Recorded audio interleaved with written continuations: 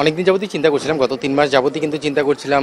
আমাদের বোর্ডের director Nazmul Abedin Fahim sir, Fahim সিনা, তাদের সঙ্গে আমার বেশ আগেই আলোচনা হয়েছে, প্রাথমিক আলোচনাগুলো হচ্ছিল। লাস্টে গতকালকে আমি যখন পদপত্রটা দেই, তার আগে আমি ফারুক ভাইয়ের সঙ্গে কথা বলেছি, আমাদের প্রেসিডেন্টের সঙ্গে কথাবার্তা বলে আমি সিদ্ধান্তটা নিয়েছি। মানে এটা হুট করে কোনো প্ল্যান না, যেটা আমার প্ল্যানটা আসলে বেশ অনেকদিন আগে থেকেই ছিল। আমি আন্ডার 19 24-এ ওয়ার্ল্ড কাপ করে আসার পরপরই আমার প্ল্যান ছিল কোচিংয়ে যাওয়ার। বাট সেই জায়গাটায় হঠাৎ করে যখন আমার ন্যাশনাল সিলেকশন প্যানেলে আসার অফারটা ছিল, আমি সেটা নিয়েছিলাম। বাট 1 বছর যাওয়ার পরে আমার কাছে মনে হয়েছে কোচিংয়ে গেলে আমার কেরিয়ার পাশাপাশি আমার মনে হয় ক্রিকেটে কন্ট্রিবিউটার জায়গাটা আরও বাড়বে। সেই জায়গা থেকে এই ধরনের সিদ্ধান্ত। দল নাকি কোনো আপনাদের মধ্যে দেখা যায় তিনজন নির্বাচন ছিল, বোর্ড থেকে কোনো চাপ ছিল কিনা যে চ্যাম্পিয়ন্স ট্রফির দল নেই, এমন কোনো চাপ আপনার মধ্যে ছিল কিনা, আপনি কোনো সময়টা অনুভব করেছেন কিনা? একদমই না। মানে চ্যাম্পিয়ন্স ট্রফি বলেন, টি-20 ওয়ার্ল্ড কাপের দল দেওয়া বলেন, বা কি সিরিজগুলো দল দেওয়ার ক্ষেত্রে পুরো স্বাধীনতা নিয়ে কাজ করেছি। মানে আগের বোর্ড, এই বোর্ড, আমি তো 2টা বোর্ডের আন্ডারেই সিলেক্টর হিসেবে কাজ করলাম। 2টা বোর্ডের আন্ডারেই আমি খুব স্বাধীনভাবে কাজ করেছি। আমার অপিনিয়ন, আমার লজিকগুলো আমি রাখার পুরোটা ফ্রিডম পেয়েছি, এবং সেভাবে আমি সিদ্ধান্তগুলো নিয়েছি। আমি বলতে আমরা সিদ্ধান্ত নিয়েছি, বাট আমার লজিকগুলো আমি রেখেছি। সেখানে সব সিদ্ধান্তে যে আমি রাইট ছিলাম তা না, বা সব সিদ্ধান্তে আমি ভুল ছিলাম তা না। আমাদের 3জনের সিদ্ধান্তগুলোর মধ্যে আলোচনা হয়েছে, লজিক রাখা হয়েছে। যার লজিকটা রাইট, 3জনই সেই মানসিকতার মানুষ, এবং সেখানে আমরা সিদ্ধান্তে উপনীত হয়ে তারপরে সিদ্ধান্তগুলো নিয়েছি। বাট আমার ক্রিকেট বোর্ড থেকে 100% সাপোর্ট পেয়েছি। সাপোর্ট ইন এ সেন্স, কখনো কোনো প্রেশার ক্রিয়েট হয়নি। সিলেকশন প্যানেল থেকে কখনো নেগেটিভ কিছু আমি বলার মতো খুঁজে পাইনি গত 1 বছরে।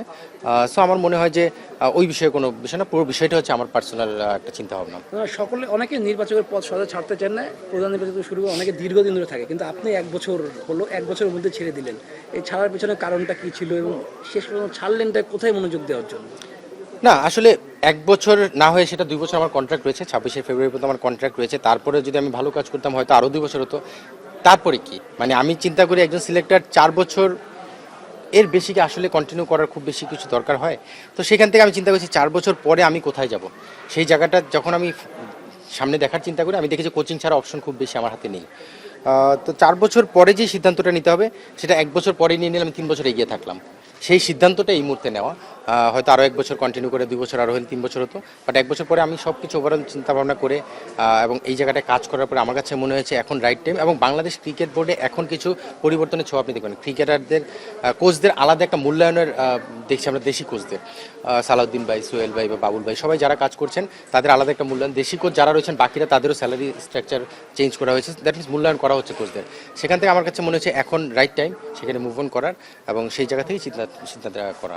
ভাই, মানে আপনি বলছেন আপনি কোচিং ক্যারিয়ারটা আপনার কাছে বেশি প্রেফার করেন। আপনি তো কোচিং ক্যারিয়ারে আমাদের এখানে বেশ কয়েকটা সেকশন আছে, জাতীয় দল আছে, এইচপি আছে, আরও বিভিন্ন আছে। না, আপনার ফোকাসটা আসলে কোন জায়গায় থাকবে যদি আপনি অ্যাজ এ কোচিং মানে ইন করেন? আমার কোচিং প্রোফাইলটা যদি আপনি দেখেন, সেখানে দেখবেন আমি কিন্তু খেলা ছাড়ার পরে 4 বছর কোচিংয়ের সঙ্গে ছিলাম। সেটা ঢাকা প্রিমিয়ার লিগ, আমি বিপিএলে করেছি কোচ হিসেবে 4 বছর। তারপরে আমি national league first class team, যেটার হেড কোচ হিসেবেও কাজ করেছি 1 বছর। তারপরে কোচ সিলেকশনে চলে আসি। তো সেখান থেকে কোচিংয়ের এক্সপিরিয়েন্স আমার রয়েছে। Playing background different, coaching different, এটা আমি 100% বিলিভ করি। কোচিংয়ে শেখার জানার প্রতিটা দিন নতুন জায়গা থাকে, সেখান থেকে আমি বিলিভ করি। এবং আমার মনে হয় যে আমি যেভাবে শিখেছি গত এজ গ্রুপ সিলেক্টর বা ন্যাশনাল সিলেক্টর থাকার পরে, আমি কোচদের সঙ্গে কাছাকাছি থেকে যেটা শিখেছি, সেখান থেকে আমার কাছে মনে হয় যে এইচপি আমার জন্য একটা ভালো অপশন হতে পারে। যদি ক্রিকেট বোর্ড চিন্তা করে যে আমাকে এইচপিতে কোনোভাবে চিন্তা করতে চান, সেটা একটা ভালো অপশন হতে পারে আমার জায়গা থেকে। আমি মনে করি বাকিটা ক্রিকেট বোর্ডের সিদ্ধান্ত। তবে হ্যাঁ, কোচিং করলে এইচপি করি। এইচপিটা তো বেসিক্যালি 4-5 মাসের একটা প্রোগ্রাম, তারপরে কিন্তু আমার এজ গ্রুপেও কাজ করার সুযোগ থাকবে।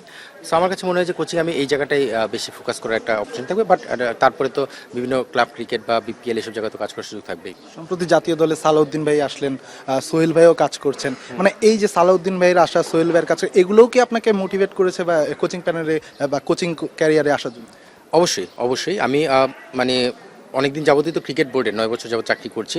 আমি অনেক কোচের সঙ্গে কাজ করার সুযোগ হয়েছে। রিসেন্টলি সালাউদ্দিন ভাইকে যেভাবে মূল্যায়ন করে ক্রিকেট বোর্ড নিয়ে এসেছেন, সোহেল ভাইকে যেভাবে মূল্যায়ন করছেন টাইগারের হেড কোচ করে, বিদেশি কোচ না দিয়ে দেশি কোচদের মূল্যায়নটা আমি দেখতে পাচ্ছি। এবং আমার কাছে মনে হচ্ছে আমি যদি ভালো কাজ করি, আমি যদি নিজের ইমপ্রুভমেন্টটা ধরে রাখতে পারি, কমিউনিকেশনটা ভালো রাখতে পারি, আমার কাছে মনে হচ্ছে যে বাংলাদেশি কোচদের মূল্যায়নটা হবে এবং ওনাদের এটা দেখার পর আমি কিছুটা বাড়তি ইন্সপিরেশন পেয়েছি। সেখান থেকে এই চিন্তাটা আমার গত 3 মাস আগে থেকে আমি শুরু করেছি এবং আমি সোহেল ভাই, সালাউদ্দিন ভাইয়ের সঙ্গে ডিটেল আলাপ হয়েছে আমার এটা নিয়ে। ওনাদের সঙ্গে আমি 1-to-1 আলোচনা করেছি, দুজনের সঙ্গে একসঙ্গে বসে প্ল্যান করেছি। সেই জায়গা থেকেও এইচপির বিষয়টা আলোচনায় চলে এসেছিল।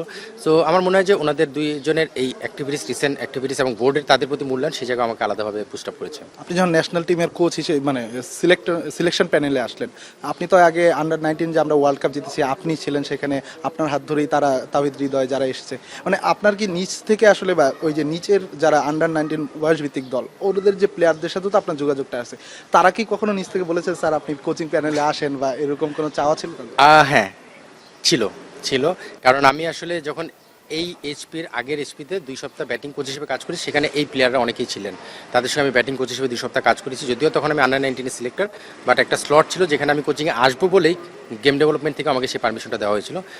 সেখানে কাজ করার সময় আমি তাদের সঙ্গে কাজ করেছি, কাজ করার পরে তারা ফিল করেছে এবং আমি আসলে এখন এই প্লেয়ারদের সঙ্গে মাঠে ডিরেক্ট কাজ না করলে বিভিন্ন সময় গাইড করে থাকি, তাদের সঙ্গে কমিউনিকেশন হয়, মোটিভেশনাল কথাবার্তা হয়ে থাকে, ডিরেক্ট হয়তো মাঠে কাজ করা হয়নি।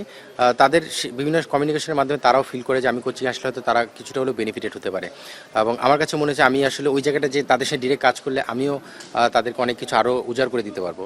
তো সেই জায়গা থেকে হ্যাঁ, এই প্লেয়াররা এখন খেলছে, ইভেন আপকামিং যারা প্লেয়ার রয়েছে তারাও রয়েছে, ইভেন সিনিয়র প্লেয়ার অনেকের সঙ্গে আমি কাজ করার বা মোটিভেশনাল কথাবার্তা হয়ে থাকে। তো আমার মনে হয় যে সবার সঙ্গে আমার ভালো একটা সম্পর্ক রয়েছে, কোচিংয়ে গেলে সেই সম্পর্কটা কোচিংয়ের মাধ্যমে আরও ডেভেলপ করার সুযোগ থাকবে। লাস্ট কোশ্চেন আমার পক্ষ থেকে, আপনি গত বছর 2 ফেব্রুয়ারি আসলে দায়িত্ব পেয়েছিলেন, এখনো 12 ফেব্রুয়ারি দায়িত্ব পেয়েছিলেন, এখনো পুরোপুরি 1 বছর হয়নি, কিন্তু মানে এই অল্প সময়ে জাতীয় দলে আপনার দুটো স্মৃতি যদি বলেন, একটা হলো বেস্ট মোমেন্ট আর একটা হলো ওয়ার্স্ট মোমেন্ট, মানে বা আক্ষেপের জায়গা। আমি আসলে অফিসিয়ালি জয়েন করেছি মার্চের 1 তারিখ, 28শে ফেব্রুয়ারি 2025 আমার 1 বছর হবে। সেই 1 বছর পরে আমি আসলে এখান থেকে সরে যাওয়ার চিন্তা করেছি। আর এর মধ্যে কাজের যদি আপনি বলেন, একটা বড় চ্যালেঞ্জ ছিল আমাদের, আমি আগেও অনেকের সঙ্গে শেয়ার করেছি, অস্ট্রেলিয়া যখন আমাদের এইচপি টিমটা গেলো সেখানে 15 জন প্লেয়ার, ডিফারেন্ট ফরম্যাটের প্লেয়ার। পাকিস্তানে তখন একই সময় এ টিম, পাকিস্তানে এ টিম চলাকালীন সময়ে অস্ট্রেলিয়া টিম থাকা অবস্থায় কিন্তু আবার পাকিস্তানে আমাদের টেস্ট সিরিজ ছিল। সো ওইখানে 45 জন প্লেয়ারকে অ্যাকোমোডেট করা আমাদের একটা ভালো চ্যালেঞ্জ ছিল, যেহেতু আমাদের বেশ কিছু ইনজুরি প্লেয়ারও ছিল। সেই জায়গায় আমার মনে হয় যে কাজটা আমরা কোঅর্ডিনেশনটা খুব ভালো করেছিলাম এবং প্লেয়ারদেরকে ভালো মতো কাজ করতে পেরেছিলাম। আর তার সঙ্গে যদি আমার মনে হয় যে এই 1 বছরের আমার সিলেকশন প্যানেলের কেরিয়ারে আপনি বড় কয়েকটা যদি ঘটনা বলেন, সাকিবের রিটায়ারমেন্ট আসতে পারে, তামিমের রিটায়ারমেন্ট আসতে পারে, মাহমুদুল্লাহর ডিফারেন্ট ফরম্যাটের রিটায়ারমেন্ট আসতে পারে। এই বিষয়গুলো মনে হয় খুব সুন্দরভাবে সমাধান হয়েছে, যেটা আগে আমরা দেখেছি অনেকের সঙ্গে একটা দ্বন্দ্ব বা মিসআন্ডারস্ট্যান্ডিং ছিল, আমাদের সঙ্গে সেই জায়গাটা আমরা সমঝোতার মাধ্যমে সেটা করেছি। অবশ্যই এটা তাদের কল, বোর্ডের সিদ্ধান্ত, বাট আমাদের সঙ্গে আলোচনাটা করেই যখন তাদের সিদ্ধান্তগুলো হয়েছে খুব সুন্দর একটা আলোচনার মাধ্যমে হয়েছে। আমার মনে হয় এটা একটা পজিটিভ দিক যে আমরা তাদের সেই সম্মানটাও দিতে পেরেছি বা তাদের সঙ্গে সেই সম্মানের জায়গাটা রেখে আলোচনা করতে পেরেছি। আফসোস আমার কাছে মনে হয় যে সাকিব যে রিটায়ারটা করতে চেয়েছিলেন সাউথ আফ্রিকার সঙ্গে হোমে খেলে, সেই রিটায়ারমেন্টটা যদি হোমে থেকে হতো এটা একটা আফসোস থেকে গিয়েছে আমার, কারণ ওই টিমটা যখন অ্যানাউন্সমেন্টটা হয়েছিল ওই টেস্ট স্কোয়াডটা আমি করেছিলাম, সাকিবের ব্যাপারে আমি আলাদাভাবে দুটো কথাও বলেছিলাম, সেই জায়গা থেকে ওইটা পূর্ণ হয়নি, ওই একটা আফসোস আমার থেকে যাচ্ছে। শেষ প্রশ্ন, ক্লাব ক্রিকেটে আপনি বসুন্ধরাকে যোগ দেওয়া কোচ হিসাবে একটা আমি কথা শুনতে পাচ্ছি, আলোচনা হচ্ছে, এটা কতটা সত্য এবং আপনি বসুন্ধরাতে কোচ হিসাবে যোগ দিবেন কিনা? আসলে কোথায় যোগ দিব সেটা তো অবশ্যই আলোচনার বিষয়। আরও 1 মাস এখানে কন্টিনিউ করব, স্বপ্ন আছে বা ইচ্ছা আছে প্রিমিয়ার লিগটা কোচিং করাবো। প্রিমিয়ার লিগ করা অবস্থায় যদি কোথাও কোচিংয়ে জয়েন করতে হয় সেটাও করব। আলটিমেটলি মার্চে আমি অ্যাভেলেবেল যে কোনো জায়গায় জয়েন করার ক্ষেত্রে, সেই জায়গায় সেটা বসুন্ধরা যদি যেভাবে এগিয়ে আসছে একাডেমি নিয়ে, অবশ্যই বসুন্ধরা ভালো একটা অপশন হতে পারে। ক্রিকেট বোর্ডও অপশনটা তো ভালো মতো রয়েছেই, পাশাপাশি আরও বেশ কিছু একাডেমি রয়েছে। এখন আমি এই মুহূর্তেই বলতে পারি না, তবে বসুন্ধরা যেভাবে এগিয়ে আসছে তাদের স্পোর্টস সেক্টরটা নিয়ে, এটা আমাদের সবার চোখের সামনে। সেখানে যদি বসুন্ধরা মনে করে আমাকে তাদের ওই জায়গার জন্য আমি ক্যাপাবল, এবং আমি মনে করি যদি সেই জায়গাটা পরিবেশটা সেটা আমাকে সাপোর্ট করে, পারমিট করে, অবশ্যই সেটা একটা অপশন ভালো হতেই পারে।